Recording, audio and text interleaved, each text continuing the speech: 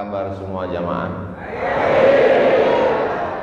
Kumaha bapak-bapak, ibu-ibu sadayana? Damang, sehat semuanya? Agama Islam ini agama yang selalu mengedepankan jamaah, bersama, tidak egois dan sendirian. Betul? Makanya sholat yang paling afdal adalah sholat berjamaah. Puasa yang paling afdal 1 bulan penuh puasa yang berjamaah. Di malam-malam bulan puasa itu nanti ada lagi yang disebut dengan sholat tarawih, sholat berjamaah. Kalau ada majelis zikir yang dilaksanakan beramai-ramai, maka dalam hadis dikatakan majtama'a qaumun fi baitin min buyutillah, sekelompok orang berkumpul berjamaah ramai-ramai di rumah Allah, maka perkumpulan itu menyebabkan nazalat alaihimus sakinah, turun ketenangan, ghasyiyat bihimur rahmah, mereka diliputi rahmat kasih sayang Allah, haffat bihimul malaikah, mereka dikelilingi oleh para malaikat, dan mereka dibanggakan Allah. Zakarahumullahu fiman indah, malam ini jamaah ini dibanggakan Allah Subhanahu wa ta'ala. Para kiai, para alim, para ulama, para ajengan, para guru, para habaib, pimpinan organisasi sosial kemasyarakatan, Bapak Camat, Bapak dan Ramil, Bapak Kapolsek, tak dapat saya sebutkan satu persatu, semuanya dimuliakan Allah Subhanahu wa ta'ala. Nabi Muhammad sallallahu alaihi wasallam seandainya sendiri saja bisa atau tidak? Bisa. Wala saufa yu'tika rabbuka fatarda. Tapi kalau kita lihat dalam perjalanannya, ada orang tua yang santun, Abu Bakar Siddiq. Ada anak muda yang gagah perkasa, Sayyidina Umar bin Khattab. Ada orang kaya, Sayyidina Utsman bin Affan. Ada anak muda yang cerdas, Sayyidina Ali bin Abi Thalib. Ada orang kaya yang dermawan, Abdurrahman bin Auf. Ada perempuan yang cerdas, setengah Islam ada di kepalanya, Sayyidatuna Aisyah radhiyallahu anha. Ini menunjukkan bahwa kalau ada orang berjuang sendirian, maka sesungguhnya spiritnya bukan spirit Islam. Termasuk acara malam ini bisa meriah, luar biasa, dan banyak yang biasa di luar. Ini adalah karena jamaah. Jamaahnya juga macam-macam. Ada yang tua mensupport, ada yang anak muda. Tadi yang memberikan kata sambutan anak muda. Lalu kemudian anak-anak muda yang mengawal saya dengan berbagai macam seragamnya, banyak sekali. Atributnya juga, itu di mana jahitnya itu. Jadi berbagai macam bentuk peci, topi, logo, simbol, macam-macam modelnya. Tapi ketika niat baiknya satu, maka apa pesan Nabi Muhammad SAW? Alaikum bil jamaah, hendaklah kamu berjamaah. Iyyakum wal furqah, jangan sampai kamu berpecah belah. Al jama'atu rahmah, berjamaah itu rahmat. Wal furqatu azab, kalau berpecah belah itu azab. Makanya musuh-musuh Islam, musuh NKRI paling senang kalau kita berpecah belah. Nama teorinya divide et impera. Makanya kerajaan-kerajaan itu tumbang bukan karena Belandanya kuat, tapi karena di dalam kita rapuh dan tumbang. Datanglah dia dari Amsterdam, dari Leiden, menghancurkan kita. Tapi kemudian kita bersatu. Pada tahun 1905 dipelopori oleh Haji Samanhudi. Di Solo ada orang-orang bisnismen, pedagang-pedagang yang orientasinya bukan hanya sekedar bisnis dagang untung menang kaya, beli mobil beli rumah, tapi ada semangat persatuan. Mereka pun berkumpul membentuk apa yang disebut dengan Sarekat Dagang Islam. Jadi kalau mengatakan perjuangan Indonesia melawan Belanda hanya dipelopori oleh tokoh nasionalis komunis, ini orang buta huruf sejarah. Dia tidak baca. Yang pertama kali organisasi memperjuangkan Islam adalah Sarekat Dagang Islam. Mereka dagang, jual batik di Solo, untungnya banyak, tapi dia hanya tidak sekedar berpikir untung. Jadi pedagang-pedagang kita setelah hijrah itu dagangnya lanjut atau berhenti? Lanjut.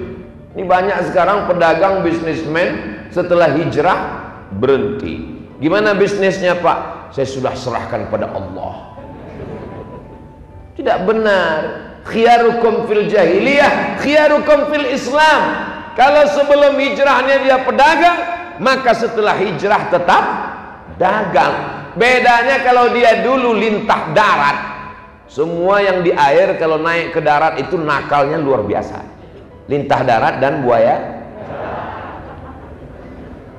Yang dulunya riba, yang dulunya narkoba, yang dulunya pakai dukun, yang dulunya pakai pesugihan, babi ngepet, anjing jangan disinggung. Itu kalau sudah hijrah, maka dia tetap dagang, tetap bisnis. Gimana kamu bedanya sebelum ngaji dengan setelah ngaji? Dulu saya sebelum ngaji, Pak Ustadz, bisnis saya, ruko saya 100 pintu. Sekarang sejauh mata memandang. Ruko siapa? Nggak tahu punya siapa. Ya mesti punya kita. Kalau tidak akan diambil orang. Lalu kemudian pada tahun berikutnya tidak hanya sekedar dagangnya, berubah menjadi Sarekat Islam. Lalu kemudian banyak takhayul, bid'ah, khurafat. Dalam ejaan bahasa Indonesia lama, khurafat itu tulisannya coerapat, maka singkatan itu disingkat dengan TBC, takhayul, bid'ah, khurafat. Kiai Haji Ahmad Dahlan risau dengan takhayul, bid'ah, khurafat. Akhirnya beliau pulang dari kota suci Makkah Al-Mukarramah, ingin mengembalikan umat kepada ajaran Sayyidina Muhammad sallallahu alaihi wasallam. Dibentuklah Muhammadiyah di Yogyakarta pada tahun 1912. Umat Islam yang tercabik-cabik, terpecah-pecah, ingin dikembalikan kepada persatuan. Wa'tasimu bihablillah. Pada tahun 1923 maka terbentuklah Persatuan Islam. Jadi itu berturut-turut terus. 1905 Sarekat Dagang Islam, 1912 Muhammadiyah, 1923 Persis, 1926 Hadratus Syekh Hasim Asy'ari, Kiai Haji Bisri Sansuri, Kiai Haji Wahab Hasbullah beserta para ulama menunjukkan kebangkitan para ulama. Itulah dia Nahdlatul Ulama. Lalu kemudian ulama pulang dari kota suci Makkah Al-Mukarramah di Bukit Tinggi, Inyak Jaho dengan Inyak Canduang, membentuk apa yang disebut dengan Persatuan Tarbiyah Islamiyah, Perti namanya. Lalu kemudian di Sumatera Utara, ibu kotanya Medan, ulama pulang dari kota suci Makkah Al-Mukarramah, Syekh Hasan Maksum namanya. Murid-muridnya membuat organisasi.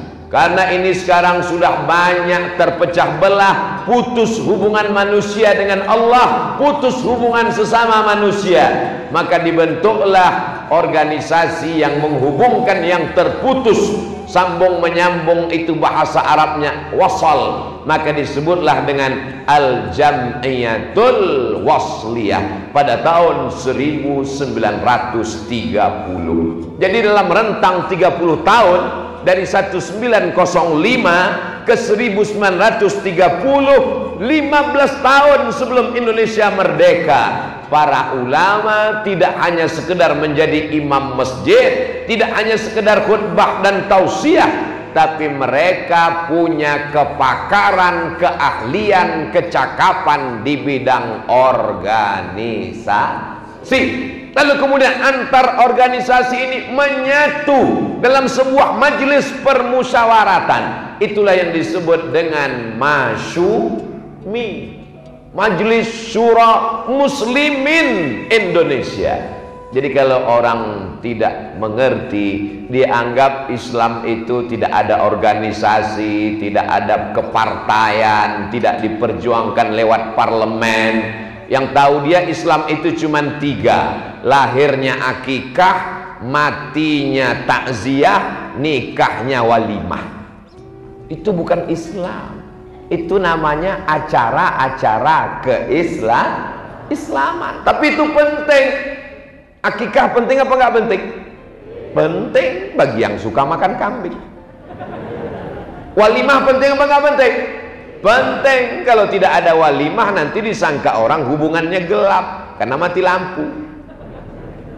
Takziah penting karena kita sedang memberikan kebahagiaan pada orang yang berduka. Tapi substansi dari segalanya, Isra Mi'raj, Maulid Nabi, nuzul Quran, tahun baru hijrah, halal bihalal, walimah, takziah, tahlil, itu semua adalah berjamaah. Jadi kalau kita memahami seperti itu, terkadang saya hadir di acara Nahdlatul Ulama tapi Persis tidak ada, hadir di acara Persis tapi Muhammadiyah tidak ada. Dalam sejarah perjalanan saya, baru di Garut inilah semuanya hadir. Luar biasa. Ustadz kok tahu semuanya hadir? Tadi di belakang kan dengar kata sambutan.